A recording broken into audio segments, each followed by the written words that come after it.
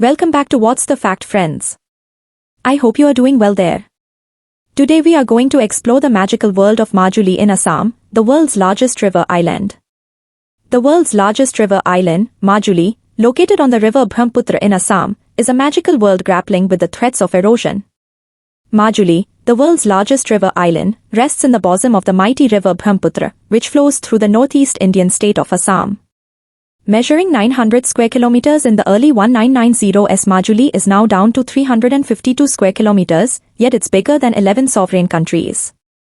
If Brahmaputra's wrath continues, Majuli, continually eroded by the moving waters, will disappear in the next 20 years. Despite the impending existential threat, Majuli strives to preserve and share its cultural heritage. The lifeline. Life in Majuli is serene, a perfect antidote to the often unsettling city life, unless the Brahmaputra is hungry or the rain god is angry. From July to September, during the monsoons, Majuli gets flooded. The local bamboo huts built on stilts seemingly float then. Locals use their dinghy to travel within the island. When it's not flooded, people in Majuli go about merrily on their bicycles and motorbikes. While most men here are into farming, fishing, and boat making, women indulge in weaving, pottery, and handloom weaving. Majuli never fails to indulge guests, though. Locals welcome visitors with a warm smile and are always up for a quick chat. They love inviting visitors home for a delicious traditional meal that includes purangapeen, sticky rice wrapped in plantain leaves, and apong, rice beer. You can even learn the art of pottery from local artisans. Cycling along the dirt roads that cut through paddy fields, while watching the locals go about their daily lives, is bliss. Rent a bicycle at Majuli Cycle Cafe in Garmur village. Monasteries and centers of art, where prayers, plays, and teachings are conducted, offer the perfect introduction to the cultural canvas of Majuli. Set up in the 15th and 16th centuries by revered saint and reformer Srimanta Sankardeva, an apostle for an egalitarian society, and his disciples, Satras aim for the spiritual upliftment of every individual, irrespective of caste, class, and creed. The river swallowed a few satras of Majuli, but many are still operational. Grihasthi satras are run by families and married men, while others are monastic satras called udasin. Here, young boys, committed to the order, grow up within the confines of the monastery. All of the satras follow tenets of Neo-Vaishnavism, yet each of them has a unique artistic attribute. The Onieti Satra, the oldest and biggest of all the monasteries on the isle, acts as a repository of Assam's history. Its museum has a collection of authentic Assamese handicrafts, antiques, jewelry, ancient utensils, and more.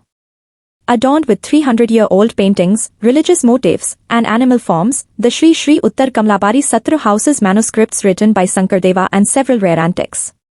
Its cultural stage performances like Bhona and Satriya dance make for an interesting evening in Majuli. Remember to take your shoes off before entering a satra. Epic stories from Indian mythology and folklore, mostly the life of Lord Krishna or scenes from the Ramayana, come to life in the traditional drama form Bhona, accompanied by dance, hand drums, and cymbals. Usually performed by bholods, monks, in the Namghar, prayer hall, of the Satras, Bhona is a spectacle. It's not a daily event, but if you are lucky, you may catch a performance arranged for a large group of visitors. Satriya Nritya, recognized as one of India's classical dances, is another ancient art form initiated by Sankardeva that has been kept alive. It blends music and dance to convey mythological stories and teachings to its audience. Tribal connection. While Satras and their monks remain the soul of Majuli, the isle is home to many tribal and non-tribal communities. The Mishing tribe makes up nearly 60% of the island's population. Their traditional religious beliefs are animistic, but they follow Neo-Vaishnavism and live in harmony with the monks and other communities. Mishing women are predominantly employed in handloom weaving, an essential part of the tribe's culture. Their Merijan shawls, mekla chadar, traditional women's attire, and blankets made using traditional handloom techniques and materials are popular and can be purchased from local handloom stalls. Festival frenzy. The monks and other residents keep the cultural landscape of Majuli alive with their festivals, celebrating time-honored traditions and customs, the most famous one being the Ras Leela. The 3-day-long festival, held in November on the full moon day after Diwali called Kartik Purnima, portrays the life of Lord Krishna through dance and drama. The enactment of the birth of Lord Krishna, his childhood pranks, his slaying of demons, and the celebration of the divine love between him and Radha is mesmerizing. In the earlier days, only monks living in satras performed, but today, village troops also participate in the merrymaking. Character masks are key in Ras Leela as well. The classical Satriya is performed too. Most Satras celebrate Ras Leela, but the main center is the Dakhinpad Satra. The 5-day harvest festival of Ali Ligang in mid-February is celebrated by the Mishing community with great pomp and show. They thank Doni Polo, the sun-moon god, by performing Gumrag, the traditional Mishing dance. A bird's paradise. Every winter, hundreds of migrant birds arrive at Majuli for its cool climate, fresh water, and fertile wetlands. Majuli, a twitcher's paradise at any time of the year, then, sees numerous beautiful species including Siberian cranes, pelicans, whistling teals, pheasant-tailed jasinas, white wagtails, and storks. They soar over the wetlands on the hunt for insects and fish. The isle's two main wetlands for birdwatching are Chakoli Beel near Kamlabari and Vereki Beel. Sunsets in Majuli are nothing short of magical. A calm sunset on the Kamlabari Ghat, as fishermen set out on their boats for the day's last catch, is the perfect way to end the day here. Majuli is pure, still untouched by the modern world and mindless tourism. Getting there. You need to catch a ferry to Majuli from Assam's Jorhat, the isle's closest, well-connected city. You can fly to Jorhat from Guwahati or Kolkata. Take an auto rickshaw or bus from Jorhat Airport to Nimti Ghat, 19 kilometers, the ferry departure point. Hop on any government-run ferry to Majuli's Kamlabari Ghat, 20 kilometers, operating from 8:30 am to 3:30 pm, with hourly departures.